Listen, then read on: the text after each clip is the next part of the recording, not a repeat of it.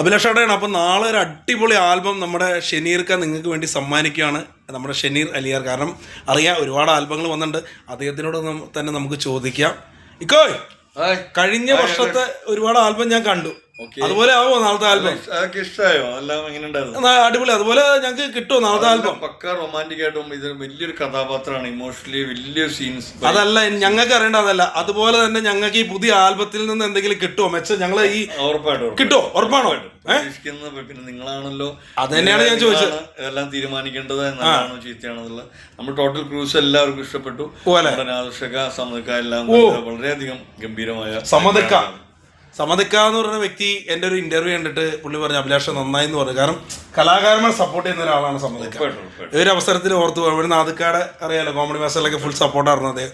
എന്തായാലും അവര് സപ്പോർട്ട് ചെയ്തെങ്കിലുണ്ടല്ലോ ഉറപ്പായിട്ടും ഞങ്ങളുടെ സപ്പോർട്ട് നോക്കണം. കാരണം എന്താ വെച്ചാൽ അവരാണ് എന്താ പറയാ ഞങ്ങളുടെയൊക്കെ ഒരു രാജാക്കന്മാരെന്ന് പറയില്ലേ, നമ്മുടെ അബീക്ക, ഷിയാസിക്ക അല്ലെ. നല്ല റിപ്പോർട്ടാണ് പറഞ്ഞിരിക്കുന്നത്. എന്റെ കഥാപാത്രം വളരെ മികച്ചിട്ട കഥാപാത്രം, ഇമോഷണലി ശരിക്കും ഒരു കള്ളൂടിയന്റെ ആണ്. ഫുള്ള് സസ്പെൻസ് കളയണ്ട. എന്തായാലും ഇപ്പൊ നാളെ റിലീസ് ആവുകയാണ്. അപ്പൊ പഴയതിനേക്കാളും ഞങ്ങൾക്ക് പുതുമ തന്നെ കേട്ടോ.